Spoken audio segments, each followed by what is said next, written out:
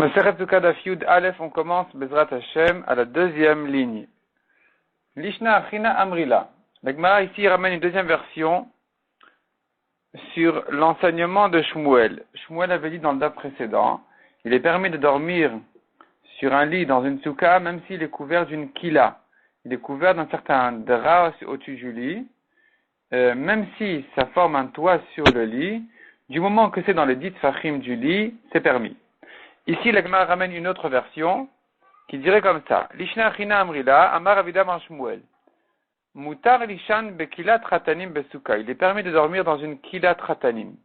Kilat Ratanim, ça ressemble un peu à ce qu'on disait. C'est une Kila sur un lit. Cette fois-ci, la Kila, elle est en forme de tissu ou de sorte de drap au-dessus du lit, du Khatan. De quelle manière c'est cette fois-ci? C'est pas comme un toit qui est plat, mais ça forme un triangle au-dessus du lit. C'est-à-dire que il n'y a pas de toit ici en réalité. Ça monte, le drap il monte en se penchant jusqu'à ce qu'il arrive à un bâton au-dessus du lit, au milieu de la largeur, sur toute la longueur du lit, au milieu de la largeur, et ça redescend des deux côtés, sans former vraiment de toit plat. Et dans ce cas-là, c'est permis de dormir. Pourquoi? Les fiches El Nagag. Parce qu'il n'y a pas de toit ici qui sépare entre le lit, entre la personne qui dort là-bas et le srar, donc c'est permis. Afalpi Shekvoa Sarah, même si c'est haut de dit Fachim, j'ai pas ici de gag, j'ai pas de toit qui sépare entre le dormeur et le srar, donc il n'y a pas de problème. Métivé, la Gemara objecte, Yachel Mekila Basuka, le Yate de Chovato. Celui qui dort dans une kila, dans la souka, il n'est pas quitte. On vient de dire qu'il est quitte parce qu'il n'y a pas de toit. Répond la Gemara Chadomes, Kinan Beshesh la gag. Ici, il s'agit que le drap est formé comme un toit, c'est-à-dire pas qui descend en diagonale, oblique, mais qui est plat. Ce toit-là, il est interdit. Tashman Naklitin Shnaim. La Gemara ramène une braïta qui explique qu'est-ce que c'est la différence entre Naklite Amita et Kinofot. Naklite Amita, ce sont deux bâtons au milieu de la largeur du lit des deux côtés, c'est-à-dire au milieu de la largeur, aux deux extrémités de la longueur, il y a deux bâtons, au-dessus desquels il y a encore un bâton qui est sur toute la longueur du lit, de la tête aux pieds, et là-dessus, on pose un tissu, un genre de tissu qui descend des deux côtés, sans former de toit plat. Ça, c'est Naklitin. Les Kinofot Arba'a. Kinofot sont quatre bâtons des quatre côtés sur les quatre pieds du lit, et sur ces bâtons-là, il y a un drap ou un tissu. Et là, c'est déjà plus chamour, c'est plus strict parce qu'on a ici un toit. Donc, Pires al-Gabé kinofot psula. S'il a mis sur les kinofot, c'est pas soul. Al-Gabé naklitin kshera. Mais s'il a mis sur les naklitin, puisqu'il n'y a pas de toit ici, c'est kasher. Au bilvat, chez le naklitin kvoim minamita asarat fachim. À condition que les naklitin ne montent pas dit fachim au-dessus du lit. Ak voim minamita asarat psula. On pourrait déduire de là que si c'est haut de dit fachim, c'est pas soul. Afal pichel nagag. Même s'il n'a pas de toit. Or, non, on a dit que pour la kilat ratanim, qui est apparemment exactement le même cas que naklitin, on a dit à propos de la kilat ratanim que, puisqu'il n'y a pas de toit, même si c'est haut de dit fachim, c'est kasher. Pourquoi est-ce qu'ici je dis que c'est pas soul? Et répond la Gemara, shani naklitin d'écuvier. Naklitin, c'est différent de kilat ratanim, parce que naklitin, c'est fixe. Puisque c'était fixé sur le lit, alors, même s'il n'y a pas de toit plat, il descend tout de suite, le drap il descend des deux côtés tout de suite, c'est quand même considéré comme un problème, une séparation entre la personne et le srar. Puisque c'est fixe, c'est interdit. La Gemara demande ikviya lié avec kinofot. Si c'est fixe, alors on devrait l'interdire comme des kinofot, que même dans les dit fachim c'est pas soul. Pourquoi on a dit qu'au-dessus des dit fachim c'est pas soul, mais dans les dit fachim c'est kasher? Répond la Gemara, les gabé kinofot le kviye. Les gabé qui la kviye, ça dépend en face de quoi tu mets les kinofot. C'est-à-dire, relativement à quoi? Les kinofot, ils sont pas considérés comme kavua. Non, pardon, les nakliti ne sont pas considérés comme kavua, comme fixe à côté des kinofot. Les kinofot sont quatre bâtons qui sont bien fixés aux quatre pieds du lit. Là, c'est interdit même dans les dit fachim. Les naklitines, c'est moins kavua, moins fixe que ça. Et donc, dans les dit fachim, c'est kasher. Mais quand même, au-dessus des dit fachim, c'est pas soul, parce que c'est quand même un peu fixé au lit. Et nous avons mieux que ça encore, c'est la kila, où je considère les naklitines plus fixes que la kila. Et donc les naklitines, ils sont considérés comme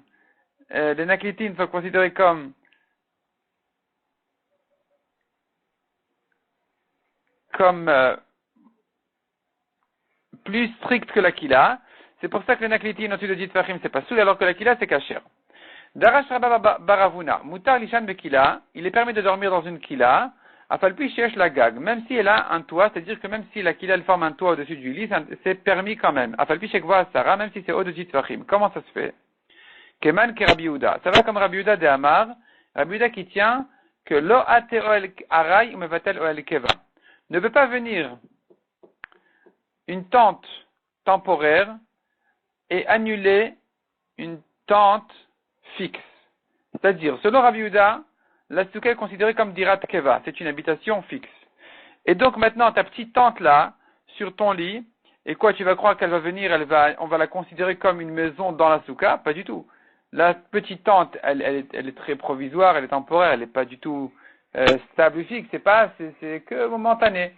Et donc, tu ne peux pas la considérer comme quelque chose qui soit tellement important pour annuler le srach, pour annuler le toit du srach. Le ATOL Arai ne peut pas venir une tente provisoire ou mevatel ou keva et annuler une tente fixe, définitive. Detna Namar Rabbi Yehuda, on le voit de la halakha de Rabbi Yehuda qui a dit, à propos de dormir en dessous du lit. Rabbi Yehuda a dit, on avait l'habitude de dormir en dessous du lit, même devant les chachamim, et il ne nous disait rien. Donc, c'est permis. Donc, selon Rabbi Yehuda, c'est permis. Demande la Gemara Velema à la Rabbi Yehuda. C'était pas la peine de dire, il est permis de dormir dans une kila au-dessus de 10 tfachim. On pouvait dire directement, pourquoi est-ce que Rabba Baravuna, il a dit c'est permis? Devrait-il la halakha est comme Rabbi Yehuda, point? Répond la Gemara. Iyamar la Rabbi Yehuda, ava amina. S'il avait dit la halakha est comme Rabbi Yehuda, je me serais trompé. J'aurais dit, anemile mita de legabba asuya. Rabbi Yehuda n'a permis que de dormir en dessous du lit dans la souka, parce que le lit n'est pas considéré comme une tente. Le lit a été fait pour dormir, pour être utilisé au-dessus, mais pas en dessous. Et donc celui qui vient en dessous du lit, je ne considère pas qu'il est ici dans une tente, dans une maison, à l'intérieur de la souka, parce que le lit n'a pas été fabriqué pour servir de toit à ce qui se trouve en dessous. Aval kila de l'etocha asuya. Mais la kila qui a été faite pour l'intérieur, et malo, j'aurais pu croire que ici, Rabbi Yehuda est d'accord que c'est interdit. Puisque ça a été fait pour l'intérieur, ça s'appelle donc un toit qui sépare. Kamash Malan, non. Il vient, Rabba Baravuna nous apprendre que sache que c'est pas ça la raison de Rabbi Yehuda. C'est pas parce que le lit a été fabriqué pour au-dessus et pas en dessous. Même ce qui était fait pour son intérieur, même un toit qui était fait pour être utilisé en dessous, puisqu'il est plus temporaire, provisoire que le srach de la souka qui est considéré comme dirat keva, donc il ne peut pas déranger. Donc, Kamash Malan Tama de Rabbi Yehuda, la raison de Rabbi Yehuda, de l'ati oel aray mevatel oel keva. Ne peut pas venir une tente provisoire et annuler une tente fixe. Loshna mita, veloshna kila. Pas de différence entre le lit et une kila. Mishnah suivante. Hidla ala et gefen. Celui qui a mis sur sa souka, comme srach, il a mis les branches de sa vigne, vetadlat, ou bien des feuilles de dlat, un potiron, des grandes feuilles apparemment, qui s'étendent sur sa souka, comme srach. Vetakisos, c'est encore une sorte de plante.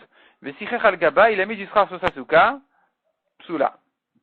Parce que ici, un mélange de srach pasoul, il y a ici du srach pasoul, qui sont toutes ces branches-là qui sont encore attachées à la terre. Il faut que le srach soit détaché de la terre. Mais s'il y avait une majorité de srach kasher, Osheketatan ou bien il a coupé ces plantes-là de la terre, kshera. Zeaklal, voici la règle, qu'est-ce qui est considéré comme un srach kasher? Kol shu mekabel tuma ven gidula minaret. Il me faut deux conditions. C'est-à-dire, toute chose, chez hu mekabel tuma, toute chose qui est mekabel tuma. Donc, toute chose qui peut devenir tamé. Ce sont des objets, des ustensiles, des récipients, n'importe quoi qui est utilisé en tant qu'objet, il est mekabel tuma en général, selon certaines conditions, et donc il est pasoul pour srach. Ou bien, quelque chose qui, en gidula mina aret, qui ne pousse pas de la terre. En mesakechin bo, on ne l'utilise pas pour srach. Mais tout ce qui répond à ces deux conditions qui est, donc, d'abord, il ne reçoit pas de touma, comme une branche. Une branche, c'est pas un objet, c'est une branche. Des cailloux, ça ne reçoit pas de touma. des branches, des bâtons dans la forêt, ils ne reçoivent pas Touma. Donc toute chose qui ne reçoit pas de Touma parce que ça n'a pas encore été travaillé, Vegidula mina haaretz et que ça pousse de la terre, mais c'est qu'Echinbo, on peut l'utiliser comme srach. Yati Rav Yosef Kamed Ravuna. Rav Yosef était assis devant Ravuna. Vyati Veke Amar, il était assis, il disait O Sheketatan Keshera. On a vu dans la Mishnah que s'il a coupé les branches de la terre, la souka Keshera. V'amarav Tsarich Lenanea. On a un problème ici. On ne peut pas laisser les branches comme ça sans rien faire en disant je les ai coupées, c'est Kasher. On a un problème ici. Il faudrait les secouer. Il faudrait les secouer de manière à faire une souka kshera et pas kashériser un srar pasoul. C'est-à-dire, la Torah a dit tu prends un srar kasher et tu le mets sur ta souka. Quand la Torah me dit tu fais une souka, c'est ça ce que ça veut dire. Donc ici, quand il a fait la souka, il était psoula. Ensuite, il a enlevé le psoul, il a éloigné le psoul en coupant les branches. C'est pas suffisant. C'est ce qu'on appelle ta'aseh. Fais une souka, velomina asouy, et pas tu répares une souka faite. Il faut la faire de manière kshera, pas la faire de manière psoula et ensuite résoudre le problème, trouver des solutions. Donc c'est ce qu'on appelle un psoul de ta'aseh, velomina asouy. Tu feras, mais pas tu corriges des problèmes d'une souka qui est déjà faite. Donc c'est pour ça qu'ici, une fois qu'il a coupé les branches, il doit les ressecouer au-dessus de la souka de manière à ce que ce soit considéré qu'il a fait maintenant à nouveau une souka kshera. Voilà ce que Rav Yosef a dit devant Ravuna au nom de Rav. Amar et Ravuna, Hashmuel Amara. Ravuna a fait une remarque à Rav Yosef. Il a dit, mais cette halakha, c'est Shmuel qui l'a dite. Adrin Rav Yosef l'a appelé. Rav Yosef a retourné son visage de Ravuna. Il a retourné la tête en signe de colère. Amar lui a dit, Atumika minalach, est-ce que je t'ai dit de là Amara Shmuel que Rav Shmuel ne l'a pas dit? Amara Rav, Amara Shmuel. Rav l'a dit et Shmuel l'a dit. Donc tu me dis au nom de Shmuel, moi j'ai dit au nom de Rav. Et alors, d'accord. Et Rav l'a dit et Shmuel aussi a dit. Donc ce srach là, il faut le secouer une fois qu'on l'a coupé. Amar et Ravuna, il s'est expliqué à Rav Yosef, il dit non, Achike Aminelach, voilà ce que je voulais te dire. De Shmuel Amara velo Rav, c'est Shmuel le seul qui pense comme ça. Rav n'est pas d'accord avec ça. Des Rav Arshur Marchar. Rav pense que c'est kasher, même sans secouer le srach. Même sans secouer le srach, il est kasher. Du moment qu'il a été coupé de la terre, c'est kasher parce que quand on l'a coupé, on l'a fait. Ça s'appelle une asiya. Donc ici, il y a un problème, il n'y a pas de problème ici de ta'aseh velomina asui. C'est du vrai ta'aseh. Il a fait une souka kshera. En coupant les branches, il a fait à nouveau une souka kshera. Il n'a pas plus besoin de les ressecouer. Kiha de Rav Amram Chassida, comme l'histoire de Rav Amram, le chassid, qui pensait que les femmes sont chayavot de tzitzit. Et donc, c'est ce qu'il a fait. Ramatrelta le parzuma de inchebete. Ramatrelta, il a mis des fils de tzitzit. Trelta, c'est comme trelet. Les parzuma de inchebete aux vêtements de sa femme. Tlaan. Et de quelle manière il a mis les fils?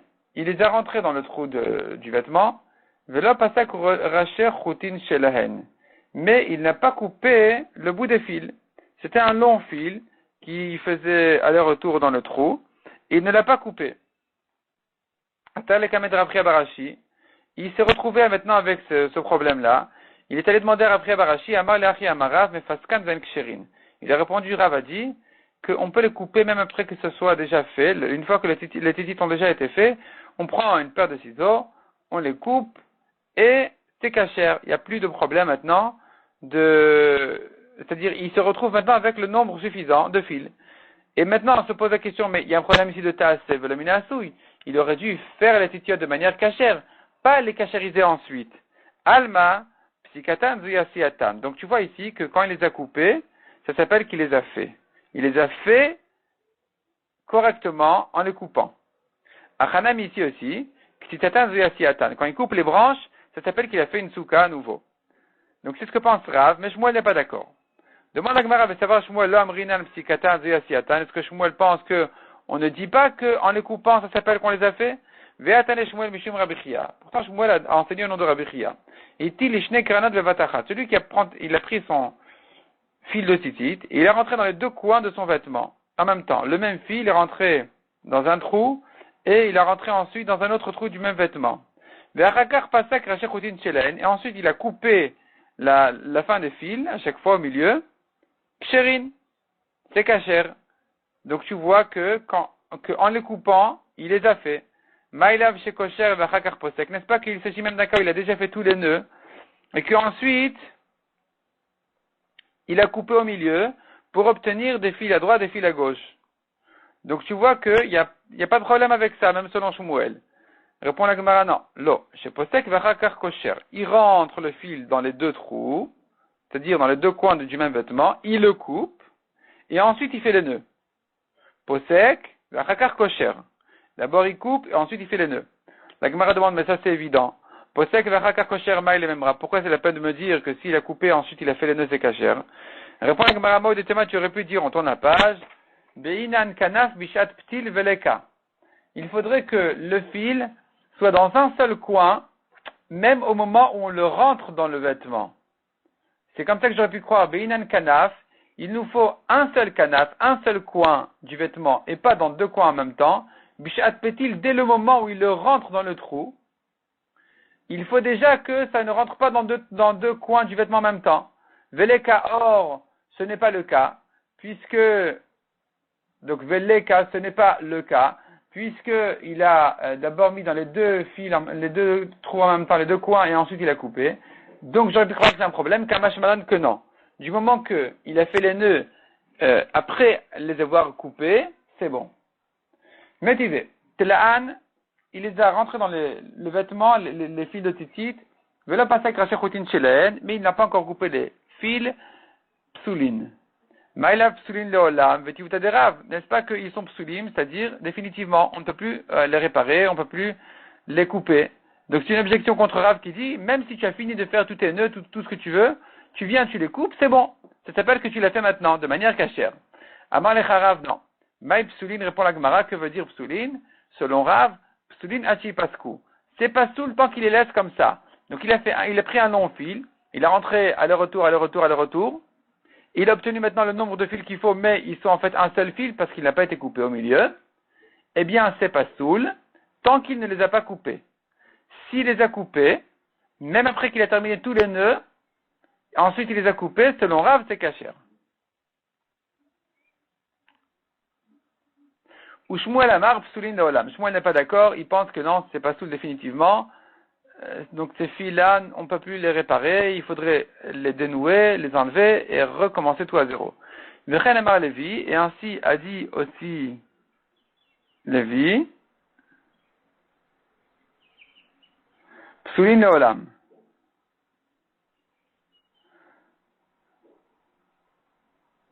Donc c'est pas soul définitivement. Vechen Amar Rav Matna Amar Shmuel, psoulin leolam, pas soul définitivement. Ikad Amrea Amar Rav Matna, il y en a qui disent que Rav Matna, c'est pas qu'il a dit au nom de Shmuel, c'est qu'il a raconté que Bedidi Avaouvda, je me suis posé cette question-là pour moi-même qui avait mis les fils avant de le couper.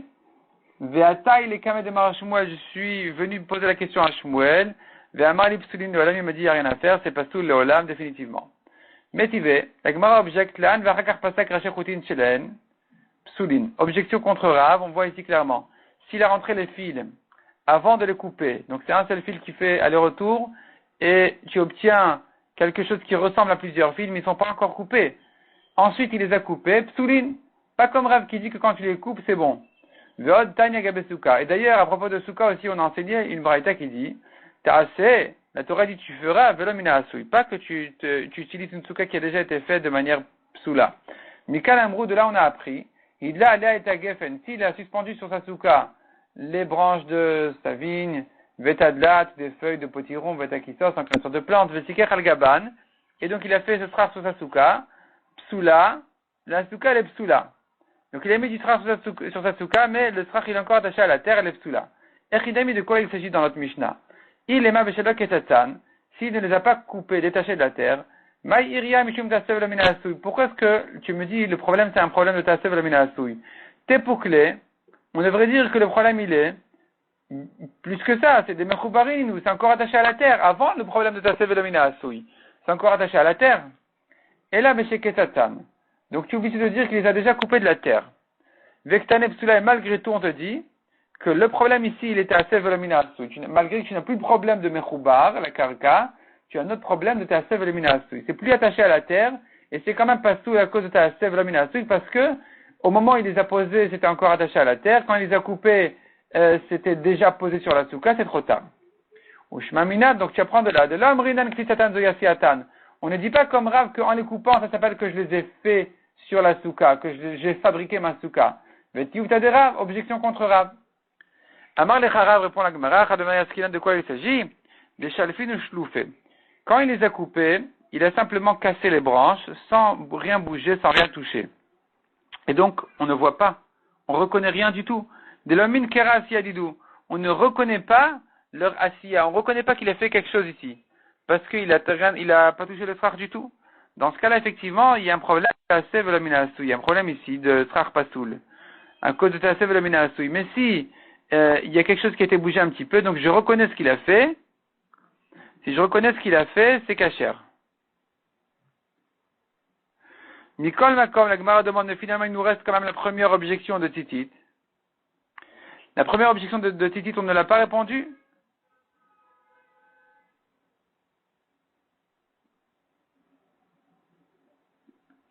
Tlaan v'achakar pasak.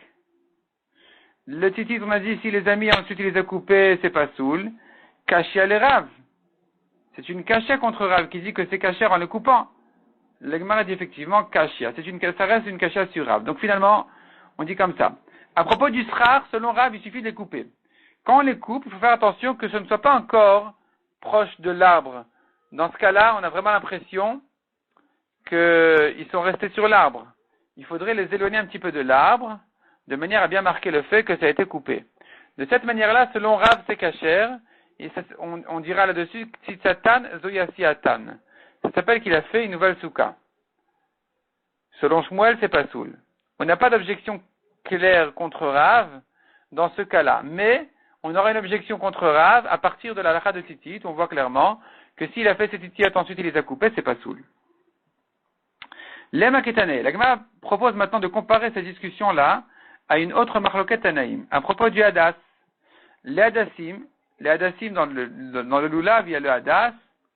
Et le Hadas, il a des toutes petites sortes de grenades qui sortent de la plante du Hadas. S'il y en a plus que de feuilles du Hadas, c'est pas soul. S'il les a enlevées, c'est kasher. S'il les a enlevées maintenant, du Lulav, il a enlevé ces petits raisins-là, ces petits raisins du Hadas, alors que le Hadas, il est déjà dans le Lulav. Alors la Mishnah nous dit dessus, une braïta dit dessus, Avar veliktan, s'il les a enlevés pendant Yom Tov, pasoul divrei Rabbi Shimon bar Yotzadak. Machachamim marchirin. Donc nous avons ici une marloquette, est-ce que c'est kasher ou pasoul? A priori, c'est interdit de les enlever pendant Yom Tov. S'il les a enlevés, on a ici une marloquette, est-ce que c'est kasher ou pasoul? Svarua, on a pensé dans la yeshiva à dire, des coups les alma lulav tarich ega. Tout le monde est d'accord que le lulav doit être attaché avec les hadassim et les haravot. Toutes les espèces du lulav doivent être attachées ensemble. Obligatoirement. C'est ce qu'on appelle tarich egel. Lulav tarich egel. Le lulav doit être attaché. Et s'il doit être attaché, alors il y a ici une asiya à faire. La asiya qu'il faut faire, c'est d'attacher le lulav. Ve'alfinan lulav misuka, et qu'on apprend le lulav de la souka, qu'il est écrit à propos de la souka ta'aseh, de là on a pris velamina asui, et de même pour le lulav, tu dois le faire, et pas, tu l'as fait de manière pasoul, et ensuite tu as réparé le psoul. Il faut le faire de manière cachère. Maïlav be'ak amiflagé. Or ici on a une marloquette, il a enlevé les petits raisins là, du hadas, est-ce que c'est cachère ou pas? La Gemara propose d'expliquer la marloquette de la manière suivante. N'est-ce pas que Be'ak amiflagé? Voici en quoi ils sont en marloquette. Demain de marchir savoir, celui qui dit c'est cachère, il pense, Amrinan gabe souka, nous disons à propos de la souka, que si Satan zuyasi atan, quand il a coupé les branches, c'est que ça s'appelle qu'il a fait à nouveau la souka, le gabel lulav nami amrinan, et à propos du lulav aussi on pourra dire la même chose, le kitatan zuyasi atan, quand il a détaché ces petites grenades, là, ces petits raisins du hadas, ça s'appelle qu'il a fait à nouveau, ici, il a tout refait. En le coupant, ça s'appelle qu'il a fait maintenant de manière cachère. Uman de pasil, et celui qui dit pasoul, ça va l'homme rinan gabesuka, on ne dit pas à propos de souka, ktitatan zoyasiatan, qu'en coupant les branches, j'ai refait ma souka. Le gabel lulav nami de même pour le lulav aussi, je dis. L'homme rinan, le kitatan zoyasiatan, on ne dit pas que d'enlever les raisins, les grenades du hadas, ça s'appelle qu'il a refait son hadas. On ne dit pas ça. Donc voilà ici une marloquette claire entre les Tanaïm, ou pas claire, mais en tout cas une marloquette entre les Tanaïm, qui ressemble beaucoup à notre marloquette de Rav et Shmuel. La Gemara repousse la comparaison en disant, on pourrait expliquer de plusieurs autres manières la marloquette ici. Peut-être que selon tout le monde, on ne tient pas à propos de la souka comme Rav, de dire qu'en coupant les branches, j'ai refait ma souka. On ne dit pas comme ça. Ve'acha, ici la discussion à propos des raisins du hadas, elle est à savoir, bemelaf lulav misuka kamiflage. Est-ce que je peux prendre du lulav de souka, oui ou non? Man de marchar, celui qui dit kasher, savar loyal finan de lulav misuka. Il pense qu'on n'apprend pas lulav de souka. On man de pasil, celui qui dit pasoul, savar yal finan de lulav misuka. On peut lui les comparer. Donc à propos de souka, selon tout le monde, comme Shmuel est contre Rav, on dira que la souka est psoula même s'il a coupé les branches. Ici, la question elle est, est-ce que je dois comparer le lulav à la souka, oui ou non? Vibaïtema ou autre manière de comprendre. Si vraiment on pensait que le lulav doit être attaché avec les autres espèces, tout le monde serait bien d'accord qu'on peut, oui, apprendre et comparer le lulav misuka. Donc si je compare à souka, effectivement, je devrais dire que c'est pas soul, même si j'ai enlevé les petits raisins. Ici, la discussion est à savoir, est-ce que je dois attacher mon lulav avec les autres espèces, oui ou non? Mar savar tarich eged ou mar savar en tarich eged. Un tana pense, il doit être attaché. S'il doit être attaché, c'est fini. C'est fini, il a été attaché de manière pas soul, donc même en enlevant les raisins, ça reste pas soul parce que je compare lulav à souka. Et que dans souka, je pense contre Rav, je pense que de détacher les branches ne cachérise pas la souka.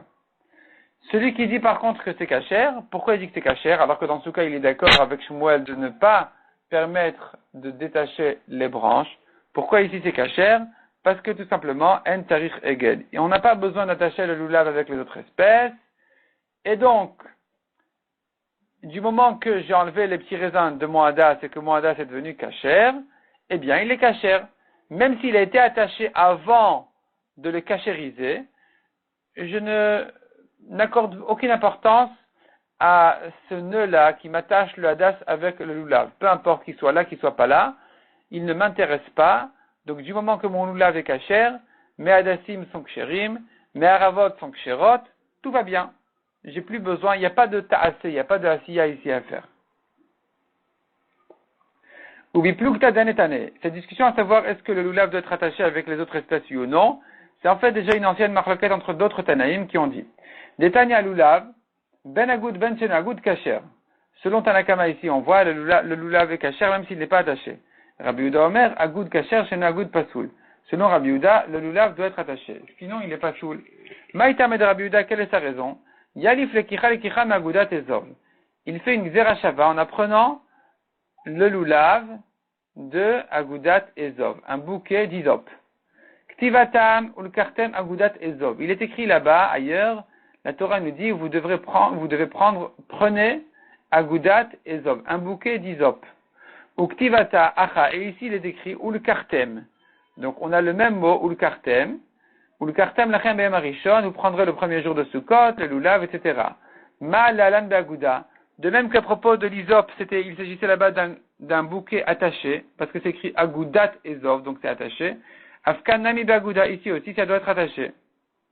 Donc le lulav doit être attaché. Verabanan chachalim, qu'est-ce qu'ils disent? L'ekicha et l'ekicha le alfinan. On ne tient pas de cette xerashava de l'ekicha l'ekicha, donc le lulav, on ne l'apprend pas de l'isop, le lulav donc ne doit pas être attaché. Keman azla adetanya, comme qui va cette braïta qui dit lulav mitzvah le ogdo veimlo agado kasher. Il y a une mitzvah d'attacher le lulav, sinon il est quand même kasher, même sinon il est kasher. I Rabbi Yehuda, comme qui va cette braïta? Si elle va comme Rabbi Yehuda, qui le agado ama kasher, s'il ne l'a pas attaché, pour quelle raison est-il kasher? Selon Rabbi Yehuda, on a vu que le lulav doit être obligatoirement attaché avec les hadassim et les haravot. Donc pourquoi tu me dis qu'il est kasher? I Rabanan, et si ça va comme Chachamim, Amaï mitzvah, pourquoi tu me dis il y a une mitzvah de l'attacher? Pourquoi cette mitzvah? D'où elle sort? Répond la Gemara. L'olam Rabbanani, ça va comme les Chachamim, qui pensent qu'il n'y a pas d'obligation de l'attacher. Au Mishum Sheneemar Zekeli Vanveu. La Torah a dit que quand les Bnei Israël ont traversé le Yam Souf, ont traversé la mer, ils ont vu la Shrina, ils ont dit, voici mon Dieu, et je vais l'embellir. Hitnae lefanav bemitzvot.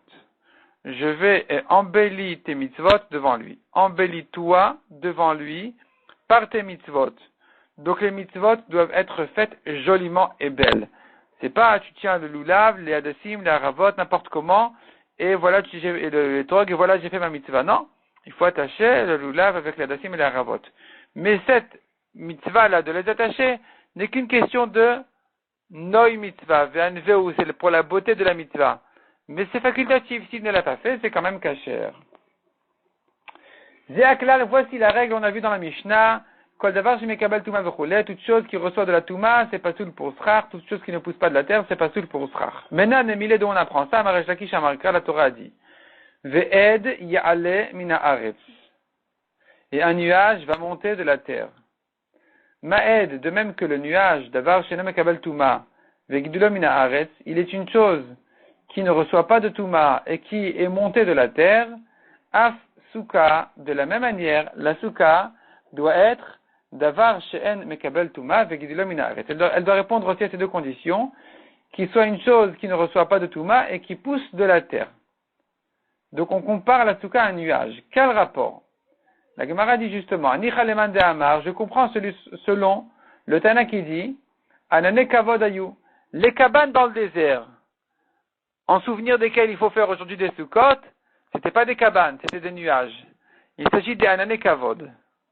C'était les nuages qu'Akadosh Baruch Hu nous a enveloppés dans ces nuages-là pour nous protéger de tous les côtés. Et en souvenir de ces nuages-là, on doit faire des soukot.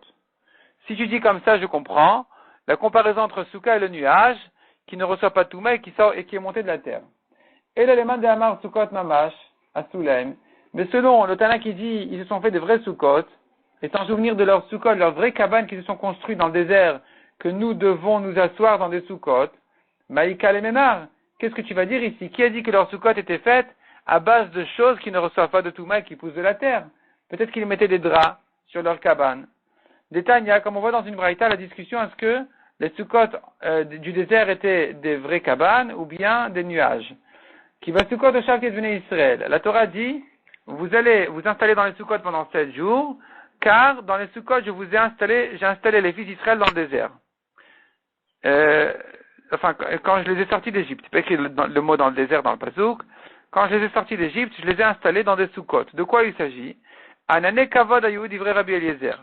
C'était des anane kavod, c'était des nuages, selon Rabbi Eliezer qui les protégeait de tous les côtés. Rabbi Akiva Omer, non, soukot mamash asulaim, ils se sont fait de vraies cabanes, et donc revient la question. Anicha le Rabbi Eliezer, et le Rabbi Akiva Maïka le Memar.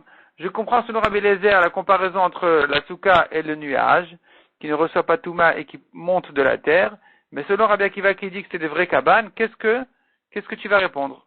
D'où on apprend que la souka est une chose qui ne reçoit pas de Touma, le srach, et qui pousse de la terre. Répond la Gemara, on fait une nouvelle rachat selon Rabbi Akiva. Kiata Rav Dimi Amar Rabbi Yochanan Amarkra, quand Rav Dimi est venu d'Eretz Israël, il a dit au nom de Rabbi Yochanan, qu'on apprend du pasuk qui dit, Chag ha-Sukkot ta'aseh, une fête de Sukkot, tu te feras, Makish Sukkah le Chagiga. Donc ici c'est écrit Chag à Sukkot. Je compare Chag, qui fait allusion au Korban Chagiga, à la Sukkah. Ma Chagiga. De même que le Korban Chagiga est une chose, d'avoir Shenom Mekabel Touma, qui ne reçoit pas de Touma, parce qu'un animal vivant ne reçoit pas de Touma. Vegidula mina Aret, et qui grandit de la terre, parce qu'il se nourrit de la terre. Il se nourrit en fait des plantes de la terre, je veux dire. Afsuka, de la même manière, la souka qui est comparée au chagiga, à la chagiga, je dirais aussi, d'avar Shenom Mekabel Touma, la souka doit être une chose qui ne reçoit pas de Touma, avec Gidulo, Minaret, et qui pousse de la terre. Ima chagiga bale chaim, si tu me compares au korban chagiga, tu devrais dire. De même que chagiga, ce sont des animaux.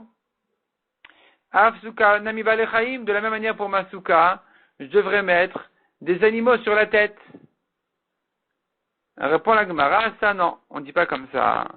On apprend des psukim, qui ata Ravin Amar Rabbi Yochanan, Ravin, au nom de Rabbi Yochanan, est venu compléter cette dracha en disant, Amarkra, be'ospecha migornecha mi'ikvecha. Quand tu vas,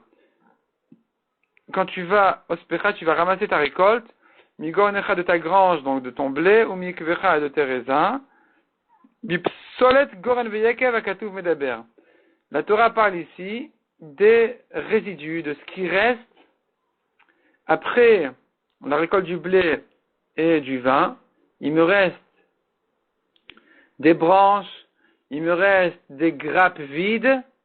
Donc c'est psolet goren veyekev. Les restes du blé, c'est la paille. C'est ça ce qu'on dit dans la Torah. Ospecha migornecha migvecha, quand tu ramasses de ta grange et de ton vin. Donc il s'agit ici des restes. Et puisqu'il s'agit des restes, donc c'est pas quelque chose de vivant, et d'autre part, c'est quelque chose qui pousse de la terre et qui ne reçoit pas de Touma.